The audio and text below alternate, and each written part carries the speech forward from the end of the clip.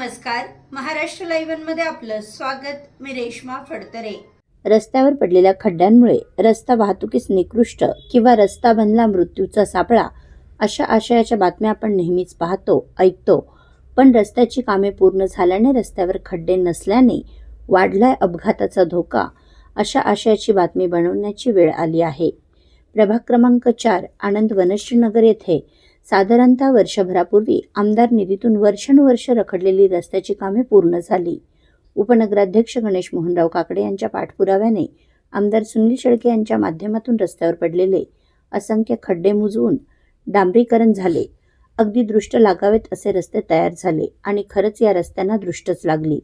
कारण या खड्डेविरहित रस्त्याने गाडी चालवताना तरुणाईला वेगाचे भान राहीनासे झाले. या रस्त्याच्या दुतर्फा ज्येष्ठ नागरिक, लहान मुले राहतात याचे साधे भान या वाहन चालकांना उरले नाही. जवळच असणाऱ्या शाळा कॉलेजमुळे या रस्त्याने विद्यार्थी बेफामपणे वाहन चालवतात. ट्रिपल सीट, आवाज करणारे सायलेन्सर, काळ्या काचा, फॅन्सी नंबर प्लेट या संदर्भातील कुठलेच नियम या वाहन चालकांना लागू होत नाहीत.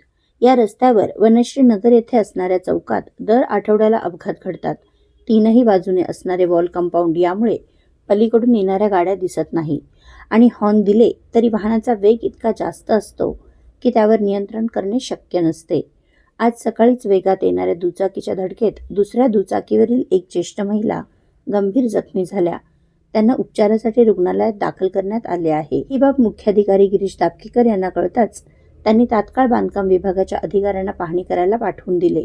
या चौकात 3 बाजूच्या रस्त्यावर रमलर्स टाकण्यात आले आहेत, परंतु त्याचा काही एक उपयोग होत नाही. त्यामुळे या 4ही रस्त्यांवर गतिरोधक टाकावेत अशी येथील स्थानिक नागरिकांची मागणी आहे.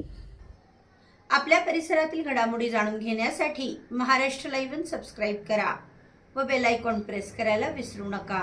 धन्यवाद.